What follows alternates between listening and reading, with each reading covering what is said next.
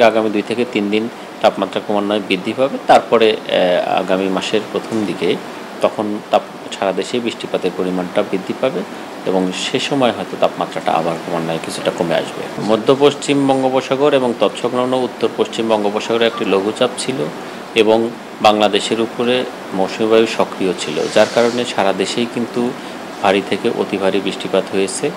কোথাও কোথাও অনেক বৃষ্টি হয়েছে এবং রংপুর ডিভিশনে গত 24 ঘন্টায় সর্বোচ্চ 197 মিলিমিটার বৃষ্টি হয়েছে রংপুরে, দিনাজপুরে এবং রংপুরে 131 মিলিমিটার, পঞ্চগড়ে 183 মিলিমিটার এবং এছাড়াও কিন্তু আরও বৃষ্টিপাত হয়েছে রংপুর ডিভিশনে। তো এছাড়া দেশের অন্যত্র বিচ্ছিন্নভাবে কোথাও কোথাও কিন্তু ভারী থেকে অতি ভারী বৃষ্টিপাত হয়েছে এবং গতকাল পর্যন্ত আমাদের সমুদ্র বন্দর সমূহের জন্য 3 নম্বর সতর্ক সংকেত দেওয়া ছিল, সেটাকে গতকালকে ডাউন করা হয়েছে।